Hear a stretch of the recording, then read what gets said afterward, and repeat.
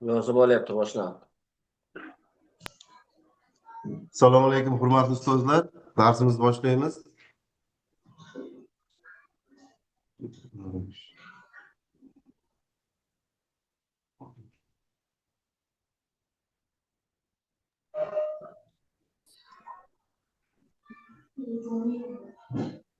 Slayd ko'rinyaptimi? Ko'rinyapti. Ko'rinyapti. Assalomu alaykum, ko'rinyapti. Yaxshi. Assalomu alaykum, hurmatli ustozlar. Hozirgi o'quv jarayonida, ya'ni 21-asrda o'quvchilarni o'qitish asosiy masala bo'layotgan narsa bu kasbiy muloqotda fikr almashish madaniyati, konstruktiv yondashuv va o'sishga yo'naltirilgan fikrlardir. Ya'niki bugungi ta'lim tizimida samarali o'qitish va o'rganish jarayonining muhim tarkibiy qismi bu konstruktiv feedback hisoblanadi. Ya'ni o'sishga yo'naltirilgan fikr mulohazalardir. Konstruktiv feedback. Feedback nafaqat bilimni mustahkamlaydi, balki o'quvchilarning o'zini baholash, o'z ustida ishlash va rivojlanish madaniyatini shakllantiradi. Bugungi kunda ta'lim jarayonida samarali muloqot o'qituvchi va o'quvchi o'rtasidagi eng muhim omillardan biridir. Muloqot nafaqat bilim almashish, balki o'zaro hurmat, ishonch va rivojlanishga yo'naltirilgan fikr almashinuvlar madaniyati ham hisoblanadi. Ken Blanchett degan olim bo'lgan va Ken Blanchettdagi shunday fikri bor: feedback bu chempionlar nonushtasi. Yoki yana bir fikri bor: feedbacksiz rivojlanish yo'q.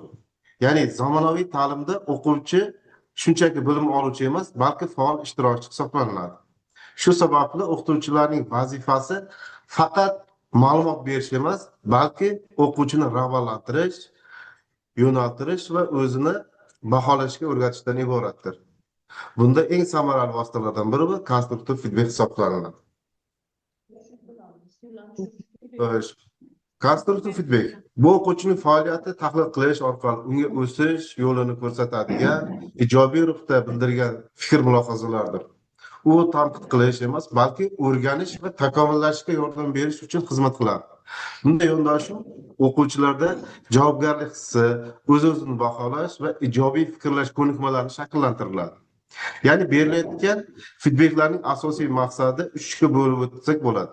Bular birinchisi aniq maqsadlar. Ya'ni berilayotgan feedbackingiz o'sha bajarilayotgan ishda o'qituvchi o'quv maqsadlarini qanchalik ochiq va tushunarli ishlab chiqilsa, o'quvlarning ushbu maqsadga erishish uchun zarur bo'lgan ishga jalb bo'lish ehtimoli shunchalik ortadi.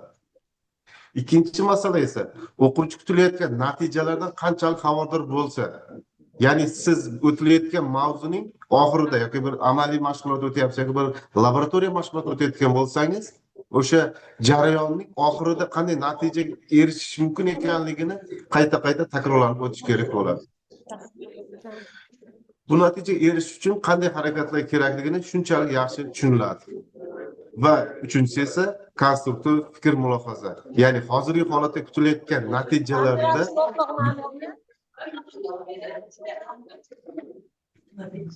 natijagacha bo'lgan o'sish choralari haqida qanchalik tez fikr mulohaza berilsa, o'rganishga bo'lgan ehtiyoj, ishtiyoq shunchalik rivojlanadi. Ya'ni biz o'quvchilarni bir natijaga erishish uchun unga birinchi o'rinda biz ishlab chiqishimiz kerak. Aniq maqsad qo'yishni Chaqalab tushiryapti-ku tepadan.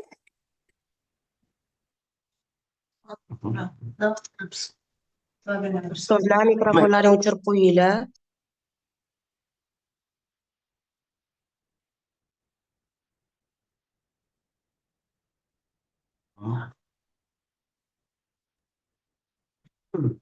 Demak, biz o'sha o'tilayotgan mavzuni qanchalik aniq va ishonarli qilib ishlab chiqarsak, tushunarli qilib ishlab chiqarsak va u ishlab chiqilgan, ya'ni o'tilayotgan mavzuning erishish kerak bo'lgan yutuq haqida unga oldindan ma'lumot berib borsak va o'sha mavzu haqida ko'proq mulohaza qilsak o'quvchi bilan, shunchalik o'quvchining bilim olishi yuqori bo'ladi.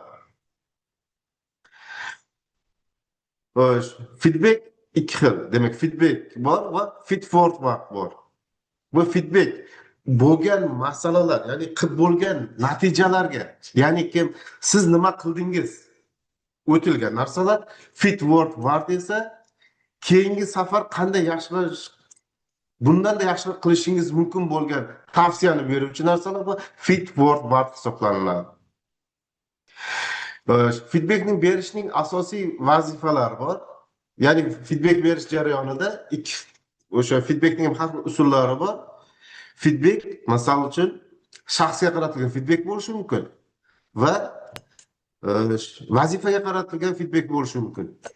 Berilayotgan feedbackingiz faqat yaxshilikka yo'yilmasligi ham mumkin. Berilayotgan feedback uni o'quvchini egoizmga, ya'ni yolg'onlikka, menmanlikka olib qo'yishi ham mumkin. Ya'ni berilayotgan feedbackda shaxsga qaratilgan feedback bu umuman noto'g'ri feedback, ya'ni destruktiv feedbackka aylanib qoladi.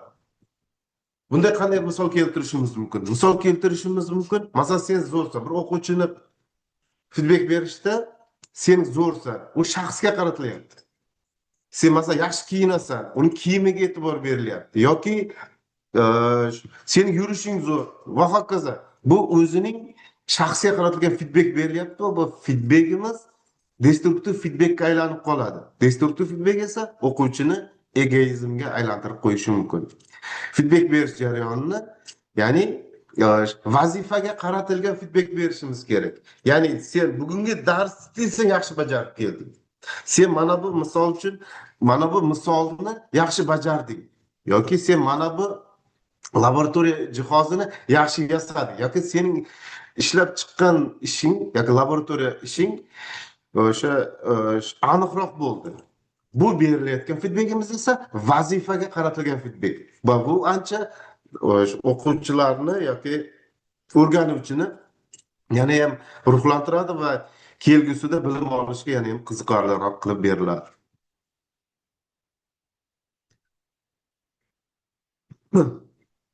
Konstruktiv feedback xususiyatlari.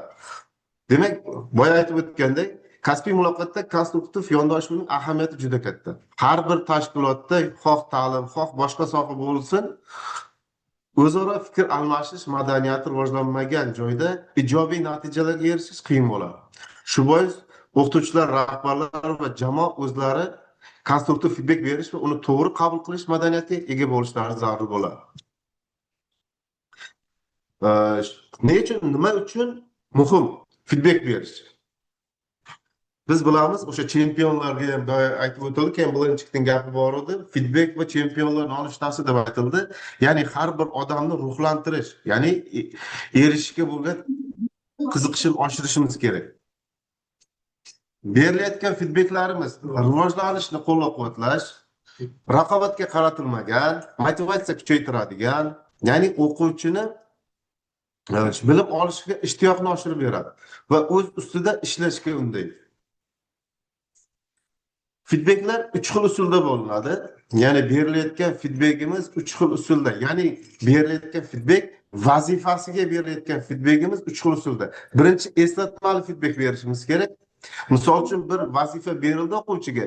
Berilgan vazifani 3 xil usulda ko'rsatib chiqamiz. Misol uchun deyilyapti, ushbu sarkardaning harakat kelajakdagi voqealarga qanday ta'sir ko'rsatganini ko'proq to'xtaladi. Ya'ni bu yerda eslatmali, qandaydir bir vazifaga qaratib eslatyapti, shunga o'xshatib bering. Agar u holatda ham o'quvchi o'sha ishni bajara olmadimi, demak endi qo'llab-quvvatlash kerak. Ergan lava daryoga yetganda nima bo'lishi haqida biror fikr bildiring. Ya'ni yana ham yaqinlashtiryapmiz. O'quvchini to'g'ridan-to'g'ri aytilmayapti. Unga faqat qo'llab-quvvatlab beryapmiz. Va 3-holatda esa namuna ko'rsatamiz. 3-holatda ham o'quvchi bu ishni bajara olmayaptimi? Demak, endi unga namuna ko'rinishda beriladi. Ya'ni quyidagi gaplarning birini tanlang yoki o'z misolingizni keltiring deb. Mana haqiqiy do'st hech qachon yolg'on gapirmaydi. Bu namuna ko'rsatyapmiz. Ya'ni bir misol ishlayapti yoki bironta laboratoriya ish bajaryapti. Sen bu laboratoriya ishni mana bu laboratoriya ishga qaratib ishlashing kerak. Aniq bir namuna ko'rsatib beriladi. Endi feedback. O'quvchiga berilayotgan feedbackimiz o'ta ko'p yoki o'ta kam yoki o'ta umumiy va o'ta kech berilgan feedback ham destruktiv feedbackka aylanib qolishi mumkin. O'shaning uchun berilayotgan feedbackimiz ko'p ham bo'lmasligi kerak, kam ham bo'lmasligi kerak. Biz juda uni olqishlab yubormasligimiz kerak va uni kam ham bermasligimiz kerak. Yoki umumiy ham bermasligimiz kerak. Yoki bir o'quvchining bajargan ishiga umumiy, masalan, sinf xonasidagi barcha o'quvchilarga umumiy maqtash yoki umumiy feedback berishimiz ham bo'lmaydi.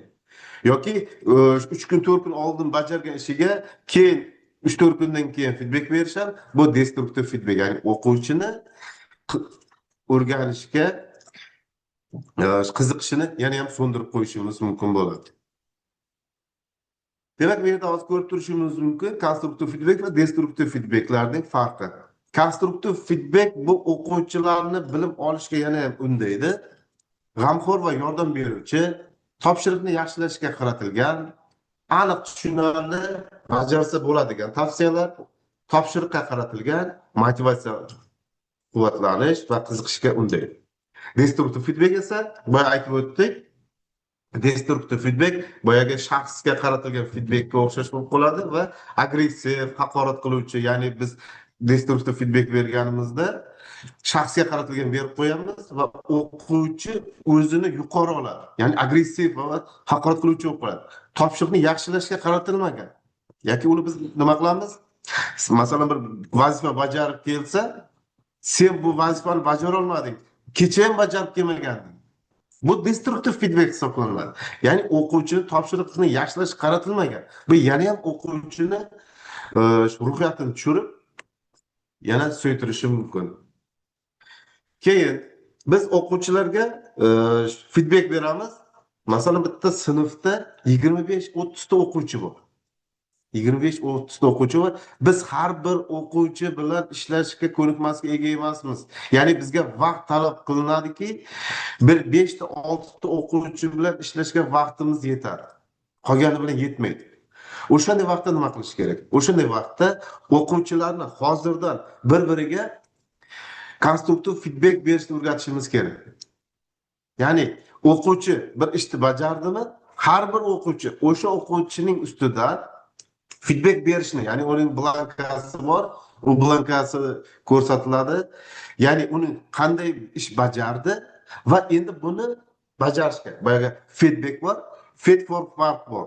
O'sha ikkalasini qanday bajardi feedback va feed forward esa endi buni yaxshilash, bundan-da yaxshilash uchun qanday tavsiya berish kerak? O'shani o'quvchilarga, har bir o'quvchiga tarqatib, har darsda yozdirib olishimiz kerak bo'ladi. Ustozlar, e'tiboringiz uchun katta rahmat. Bu qisqacha bo'ldi darsimiz, vaqtimiz chegaralanganligi uchun. Agar kimlardir feedback berish usuli yoki feedback berish bo'yicha fikr, mulohaza va savollar bo'lsa, eshitamiz. Rahmat. Tushunarli, rahmat ustoz. Judayam bir chiroyli bir yaxshi ma'ruza bo'ldi. Bu haqida ma'lumotlarni sizlar yana KRK mashg'ulotlari va KRS mashg'ulotlarida to'liq olasizlar. Hozirgi navbatdagi so'zni metodik xizmat ko'rsatish bo'limi metodisti Ahmedova Nargiza Xudorovnaga beramiz. Marhamat.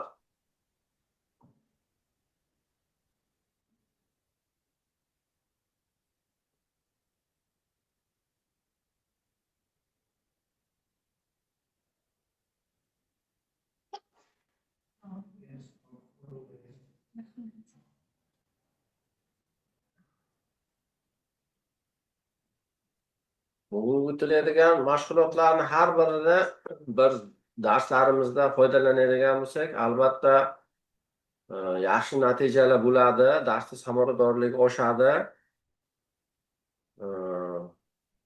Shu maqsadda tashkil qilingan.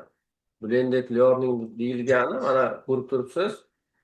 Darsni rejalashtirish yoki bo'lmasa feedback berish, har xil usullar alohida sizlarga ta'lim qilinadi.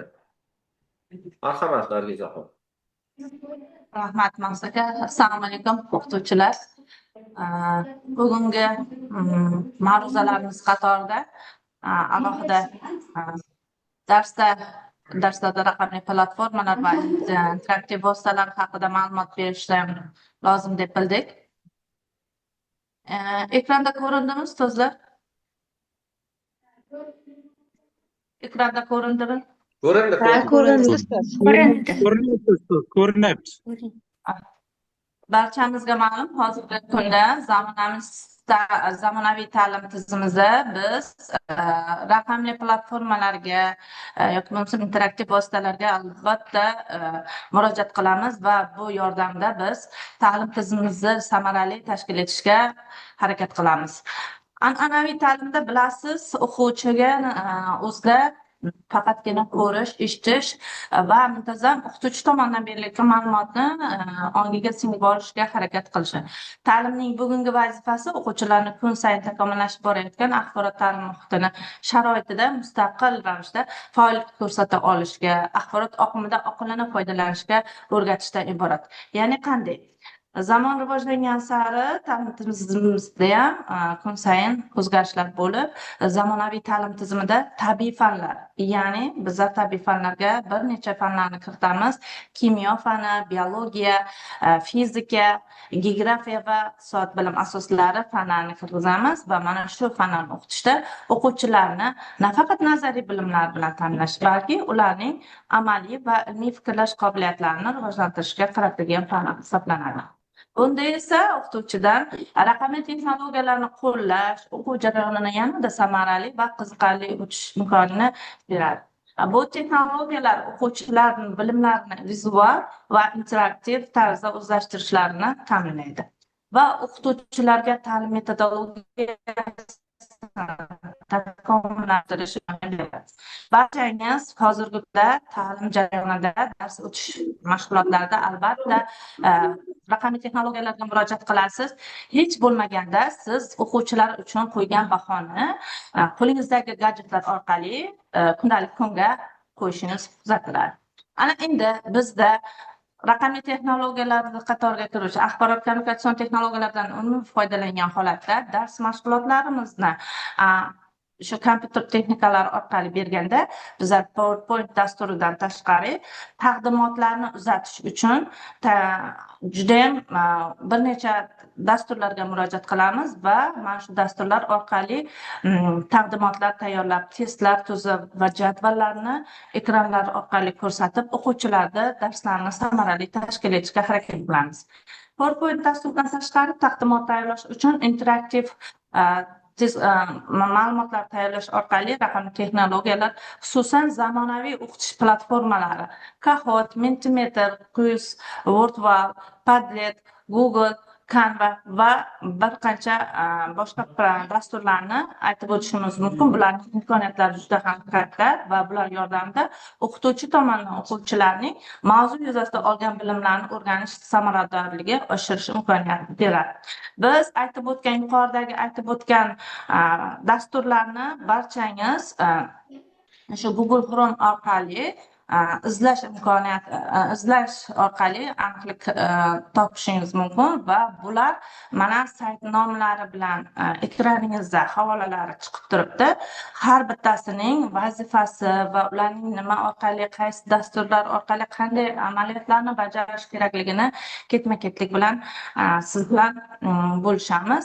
Hozirgi kunda siz qaysi platforma bilan ishlamang, baribir Google Chrome'dan izlaysiz va o'zingizning akkauntingiz orqali ulangan holatda bajarsangiz, yanada tayyorlagan ma'lumotingiz, metodik mahsulotingiz o'zingizda kompyuter qurilmangizda saqlanib qoladi. Aytaylik, Google Classroom imkoniyatlari vazifalar berish, baholash, fayl almashish hisoblanadi. Foydalanishi esa cheksiz, ya'ni butun dunyo bo'yicha. Moodle bu imkoniyatlari onlayn kurslar, testlar, sertifikatlar olish, foydalanish hududlari esa universitetlar, maktablar hisoblanadi. Microsoft Teams bu imkoniyatlar esa video darslar, fayl almashish va muhokama yuritish bo'yicha foydalanish hududi ta'lim va korporativ joylar hisoblanadi. EduPage bular ham dars jadvali, baholash tizimi, testlar va buning foydalanish hududi Yevropa mustaqil davlatlar hamdo'stligi hisoblanadi.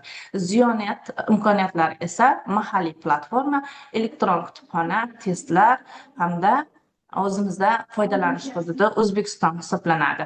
Aytib o'taylik, sizda bu yerda biz namoyish qilgan hozirgi jadvalimizda berilmaganda dasturlar bor va bu dasturlar bo'yicha yana bir qancha dasturlarni aytib o'taylik. Ustozlarda mikrofoni o'chirilmaganda qo'shimcha tovush eshitilyapti, ovozlar eshitilyapti. Bizda multimedia yoki bo'lmasam taqdimot tayyorlash uchun yoki bo'lmasam test savollari tuzishimiz uchun mana shu ko'rsatib o'tilgan dasturlardan unumli foydalanish mumkin. Canva dasturida mana shu hozirgi uzatib turgan taqdimotimni o'zim mustaqil Canva dasturi orqali tayyorlaganman va Canva dasturi orqali sizlarda qanday imkoniyatlar bor, qanday foydalansa bo'lardi batafsil tushuntirib o'tib ketaman. Tabiiy fanlarni o'qitishda Canva platformasidan foydalanish o'qitishni yanada samarali va interaktiv qilish uchun juda qulay vosita hisoblanadi. Canvada grafik dizayn yaratish uchun mo'ljallangan platforma bo'lib, lekin uning ta'lim sohasida juda ko'p foydali imkoniyatlar mavjud. Qanday imkoniyatlar? Bu navbati bilan bu Canva dasturida qo'llanishda aytib o'taman. Google Chrome orqali Canva platformasini qidiruvga berilsa, quyidagi oyna kelib chiqadi va quyidagi oyna orqali ro'yxatdan o'tish bosiladi. Ro'yxatdan o'tgandan keyin shaxsiy Gmail orqali, pochta orqali ro'yxatdan o'tiladi. Doimo foydalanishdan to'g'ridan-to'g'ri platformaga kirish uchun ro'yxatdan o'tiladi. Foydalanuvchi Gmail orqali ulangan holda uning ma'lumotlari o'zini mana shu ochilgan Canva dasturini o'zida saqlanib qolaveradi. Har gal ochganingizda tayyorlab tugatilmagan slaydingiz qaytadan ochib beriladi. Taqdimot yakunlangan bo'lsa ham, yakunlanmagan bo'lsa ham, siz shu o'zingizning shaxsiy shu Gmail pochta orqali ochilgan ekraningizda xotirasida holatda turadi va mana shu xususiyati bilan ham juda ham qulaylikka ega. Ma'lumotlar yo'qolmaydi. Va mana shu oynadan keyin bizda ulangan holatda platformaga kirgan bo'lamiz va platformaga ulanganingizdan so'ng yuqoridagi ko'rinish quyidagi ko'rinish keladi. So'ngra taqdimot tayyorlash uchun imkoniyatlar beriladi. Ya'ni tayyorlash kerak bo'lgan mahsulotingiz qanday, taqdimotmi yoki bo'lmasam biron bir videorolikmi yoki bo'lmasam mavzungiz, tanlangan mavzungizga qarab dizayn ko'rinishi kerakmi, ular tayyor ma'lumotlarni har xil ko'rinishdagi hujjat, doska, taqdimot ko'rinishida keltirish mumkin va ijtimoiy tarmoqlar orqali matn, animatsiya yoki rasmli hamda videoli ma'lumotlarni ham qidirib topib taqdimot ichiga joylashishingiz va qo'shishingiz mumkin. Va bu taqdimot yakunlashingiz bitlari soni cheksiz va PDF fayl holiga keltirish mumkin. Uni PDF fayl holatiga keltirganda o'zingizning kompyuterda xotirasiga joylash uchun papka nomini yozgan holatda saqlab qolasiz. Va aytib o'tganimdek, papka holatida saqlamagan bo'lsangiz, har qanday holatda platformaga kirganingizda o'zingiz bajarayotgan ma'lumotingiz xotirasida, platforma xotirasida turgan bo'ladi. Ana endi biz aytib o'tgan yuqoridagi barcha dasturlarda eng yaxshi qulayliklari mana shu qiziqarli infografikalar va tabiat manzaralari, tabiiy fanlarning turli jihatlarini tasvirlashda qiziqarli infografikalar yaratish mumkin. Masalan, biz o'zimiz tabiiy fanda o'tadigan mavzularimiz ekologik tizimlar va tabiatdagi hayotiy jarayonlar haqida infografika yaratishimiz mumkin. Tabiat hodisalari, yong'in, suv toshqinlari, erkin oqim, mana shu kabi tabiiy ofatlarni tushuntirish uchun ham tasviriy materiallar yaratish uni platformaning o'zidan tayyor shablonlari orqali keltirib chiqariladi. Faqatgina biz matn yozish oynasi joyiga shu rasmli holatiga yo videoli holatini yon yoki bo'lmasam pastki qismlarida yozish uchun joy ajratilgan va mana shu joyga o'zimizning ma'lumotlarimizni, shu tasvirga oid ma'lumotlarni biriktirib ketib taqdimotimizni mujassamlashtirishimiz mumkin. Ko'p formatli kontent yaratish imkoniyati Canva'da o'qituvchilar nafaqat vizual, balki matnli kontent ham yaratish mumkin. Masalan, kimyo formulalari, biologiyada terminologiyasi yoki fizika formulalarini tushuntirish uchun matn va rasmni birlashtirgan qo'llanmalar tayyorlash mumkin. Bu o'quvchilarga yanada qulay va samarali o'rganish imkoniyatini taqdim etadi. Yana bizda aytib o'tishimiz kerak, xulosa o'rnida bu dasturlarimizning foydali va afzalliklari hamda kamchiliklari bo'lishi mumkin. Dasturdan foydalanish yoki raqamli texnologiyalardan foydalanishimizning kamchiliklarini aytib o'tay. Ba'zi bir olis hududlarimizda elektr tarmog'i yetib bormagan hududlarda akt vositalaridan foydalana olishimiz imkoniyati cheklanib qolishi mumkin. Ana endi imkoniyatlari yana internet tarmog'idan uzilish holatlari bo'lsa, bular ham darsdan samarali o'tishimizni cheklashi mumkin. Foydali, afzallik tomoni zamonaviy dars jarayonida raqamli platformalar va interaktiv vositalardan foydalanish bu o'qituvchilarga ham, o'quvchilarga ham o'qish sifatini oshirishga, bilimlarni mustahkamlashga, ta'limni zamon talablariga mos olib borishga yordam beradi. E'tiboringiz uchun rahmat. Bizda hozir vaqt cheklov bilinyapti. Sizlarda qanday savollar bor? Mavzumiz tushunarli bo'ldimi? Qisqa va sodda ko'rinishda mana shu mavzuni yoritishga harakat qildim. Rahmat Nargiza, charchamang. Rahmat Nargiza opa, sog' bo'ling. Savollar Rahmat, tushunarli. Rahmat. Rahmat hammaga. Sog' bo'ling, Nargiza opa, charchamang. Sog' bo'ling. Maqsad aka, Labbay. Rahmat. organizatorlikni sizga topshiraymi yoki yakunlab qo'yamizmi?